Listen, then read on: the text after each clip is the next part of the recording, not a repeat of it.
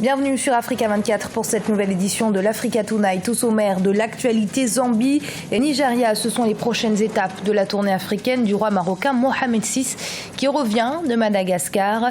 Preuve une nouvelle fois de la coopération sud-sud qui s'intensifie. Limogé, l'ancien ministre ivoirien des Affaires étrangères Albert Mabry Touakeuse, président de l'Union pour la démocratie et la paix en Côte d'Ivoire, se dit prêt à porter le flambeau de la coalition gouvernementale RHDP pour l'élection présidentielle de 2020. Reste à savoir s'il obtiendra les soutiens attendus. Et malgré une forte contestation de la part de la population, le Zimbabwe a tout de même lancé sa nouvelle monnaie. Il s'agit des billets d'obligation. Il vise à pallier au manque criant de liquidités qui asphyxie l'économie nationale. Elles portent très bien leur nom. Les Lionnes du Cameroun n'ont pas été domptées. Elles sont en effet en finale de la CAN féminine édition 2016 et ce grâce à Raissa Feudio qui à la 72e minute a inscrit le premier et seul but de la rencontre face au Ghana. Les Lionnes indomptables rencontreront en finale le Nigeria ou l'Afrique du Sud. Après Madagascar, le roi du Maroc, Mohamed VI, sera bientôt au Nigeria, puis en Zambie. Des visites économiques mais aussi diplomatiques, puisque, rappelons-le, le royaume chérifien cherche à réintégrer l'Union africaine. C'est précisément en 2013 que le Maroc a lancé une véritable offensive sur l'Afrique subsaharienne francophone en signant de multiples partenariats dans le domaine bancaire ou encore téléphonique. Aujourd'hui, c'est la partie anglophone du continent qui a sa faveur. Idlet Mirabel-Bissou. Après le Sénégal, l'Éthiopie, Madagascar, c'est au Nigeria et en Zambie que le roi du Maroc, Mohamed VI, est annoncé. L'escale du roi du Maroc à Lusaka suivra celle du Nigeria. Le 9 juillet dernier, au terme d'une visite officielle à Rabat, le ministre zambien des Affaires étrangères, Ari Kaba, avait annoncé que son pays allait retirer sa reconnaissance de la République arabe sahraoui démocratique et s'en remettre aux Nations unies. À noter que le Polisario est reconnu par Lusaka depuis le premier président zambien, le docteur Kenneth Kaunda, qui était le premier leader africain à visiter les camps des Sahraouis. Le roi du Maroc essaie de reprendre sa place au niveau de l'Union africaine. L'Union africaine que le royaume avait quitté avec fracas lors de l'acceptation du Sahara occidental. Et donc, il est quelque part aussi en sorte de campagne pour qu'au prochain sommet de l'Union africaine, il puisse reprendre sa place, parce que si le Maroc reprend sa place, c'est que le Polisario sort. Il y a un combat entre le Maroc et l'Algérie. L'Algérie soutient le Polisario et donc l'Algérie aussi est un pays d'influence en Afrique. Si dans sa politique d'ouverture avec de nouveaux partenaires, le Maroc a choisi en premier de signer des accords avec les pays de l'Afrique subsaharienne francophone, tout porte à croire aujourd'hui que le royaume veut se tourner vers la partie anglophone du continent. Le Maroc, qui est en train de miser sur une coopération économique, aura plus à gagner selon des analystes. L'Afrique subsaharienne francophone pèse 19% du PIB moyen de l'Afrique subsaharienne, tandis que cette partie anglophone du continent représente plus de 47% du PIB moyen de l'Afrique subsaharienne. C'est aussi un voyage économique. Le roi du Maroc veut faire de son pays un investisseur privilégié principal en Afrique en termes de business. Donc, comme vous savez que lorsqu'une banque marocaine s'installe, ce sont aussi des entreprises marocaines qui vont venir derrière, qui vont pouvoir bénéficier ainsi de l'appui de banques venant de leur côté. Les visites du roi Mohamed VI en Afrique subsaharienne revêtent un double intérêt diplomatique et économique. La dimension économique reste prédominante. Des accords de coopération sont signés dans plusieurs secteurs, notamment dans les secteurs de l'automobile, du textile, des matériaux de construction, des TIC, des industries métalliques et métallurgiques.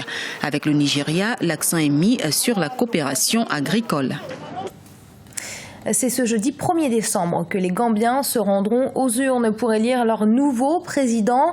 La campagne électorale prend fin ce 29 novembre et ils sont 3 candidats à être en lice, parmi lesquels le président Yahya Jammeh, qui effectuera son 5e mandat s'il est réélu, et le candidat unique de l'opposition qui présente pour la première fois un front uni. Il s'agit d'Adama Barrow. Le face-à-face est très attendu. L'ancien ministre ivoirien des Affaires étrangères, Albert Mabry Touakeuse, président de l'Union pour la démocratie et la paix en Côte d'Ivoire, s'est exprimé quant au positionnement politique de son parti par rapport à la coalition au pouvoir, le RHDP. Il insiste sur le maintien de sa formation au sein du RHDP et se dit même prêt à porter le flambeau de la coalition pour le compte de la présidentielle de 2020. C'est un sujet de Déo Gracias Podo. Limogé du gouvernement vendredi 25 novembre pour cause de divergences politiques, l'ancien ministre des Affaires étrangères, Albert Mabry Touakeuse, se considère toujours comme membre de l'Alliance du Rassemblement des Oufoutistes pour la démocratie et la paix et manifeste sa volonté d'être le candidat de la coalition à la présidentielle de 2020. Reste à savoir s'il sera plébiscité par ses pairs. Son limogeage était l'une des conséquences d'un désaccord sur le choix des candidats aux législatives du 18 décembre.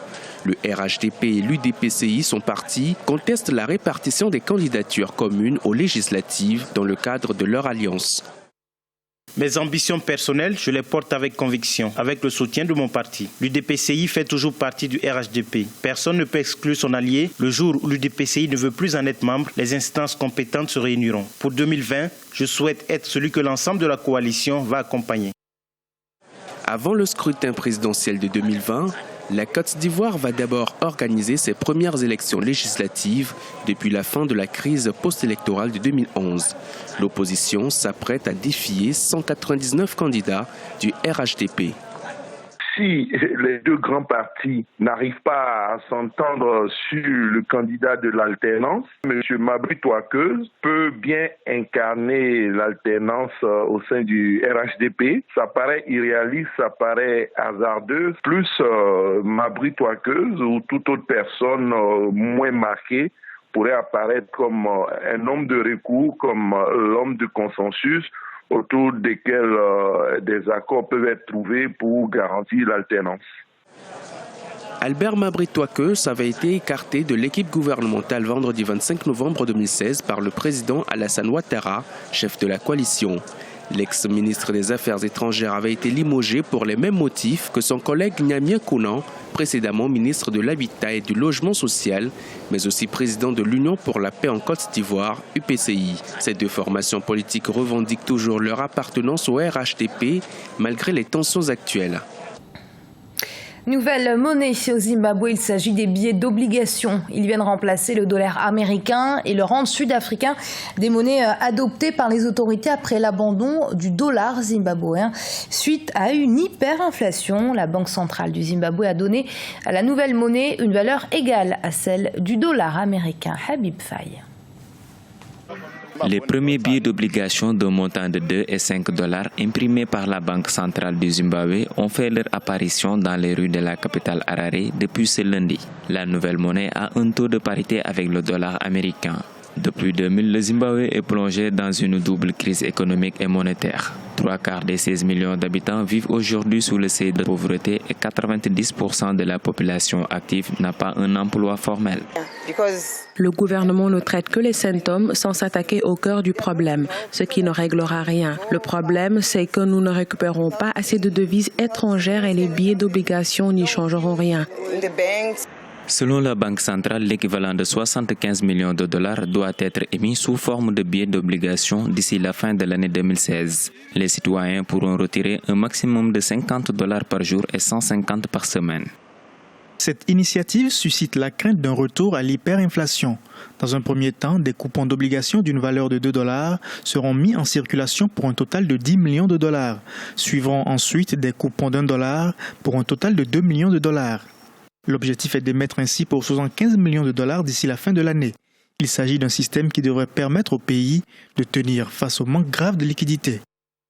Malgré une vaste campagne d'information officielle, l'annonce du lancement de la nouvelle monnaie a causé ces dernières semaines un mouvement de panique au sein de la population. L'introduction des billets d'obligation a ravivé la fronde dirigée contre le président Robert Mugabe. Au moins 6 militants de l'opposition ont été arrêtés quelques heures avant une manifestation annoncée contre la nouvelle monnaie ce lundi. Le Togo éliminé du tournoi de football de l'UMOA qui se joue à Lomé jusqu'au 3 décembre. Dans le groupe A, face à la Côte d'Ivoire, le pays s'est incliné 0-1. Il totalise ainsi 0 points et reste dernier du classement. Reportage Mefa Kofi. Le tournoi de l'intégration de l'Union économique monétaire ouest-africaine se poursuit au Togo. Dans la poule A, le match opposant le Togo à la Côte d'Ivoire n'a pas été de tout repos pour les deux équipes. Les éperviers locaux ont dominé la première partie du jeu. Seul bémol, plusieurs occasions de but ratées. Le score était vierge jusqu'à la deuxième partie du jeu, mais à la 90e minute, les éléphants de la Côte d'Ivoire ouvrent la marque. Avec ce but, la Côte d'Ivoire totalise 4 points et reste dans la course pour le trophée. J'ai dit à tous ces enfants qu'ils auront tous leur temps de jeu. Si vous remarquez, les 11 premiers qui commencent, il y a 3 nouveaux à l'intérieur. Et après, il y a celui qui rentre après, il n'est pas rentré la dernière fois. Je leur ai dit qu'ils auront tous leur temps de jeu parce qu'on n'est pas venu on ne s'est pas focalisé sur le résultat. Donc il faut permettre à tous ces gamins-là de jouer au moins 30-40 minutes pour nous permettre d'avancer. Nous sommes U20. En matière physiquement, on n'est pas préparé pour ça. Donc on joue en équipe, on joue en bloc, on resserre les lignes. Eux, on joue en contre. Donc c'est ce qui a marché. Le Togo, pour sa part, n'a plus de place pour la finale. 2 matchs, 2 défaites. Aucun but marqué depuis le début de la compétition. Nos équipes de jeunes ne sont pas engagées dans les compétitions africaines. 17 ans, 20 ans, ces dernières années. Il n'y a pas eu de championnat pendant de nombreuses années. On n'a pas fait de compétition telle le CHAN depuis de nombreuses années. On n'a pas de club qui arrive dans les 8 dernières équipes des joutes africaines. C'est une réalité. Donc on manque de maturité, d'expérience. Donc aujourd'hui on joue, on voit qu'il y a de la qualité. Si cette équipe travaille, dans quelques temps, ces matchs-là, on ne les perdra plus. À l'issue de cette journée, les 2 premiers du groupe A sont le Mali et la Côte d'Ivoire qui totalisent chacun 4 points et restent dans la course pour la compétition. Le Niger, 2 points, a encore toutes les chances de revenir à la tête de ce groupe. Tout dépendra du match Togo-Niger qui se joue ce mercredi au stade de Kégué. Et ce journal a été réalisé par l'ensemble de la rédaction. Merci de l'avoir suivi. Restez sur Africa 24. Dans un instant, une nouvelle édition de l'information.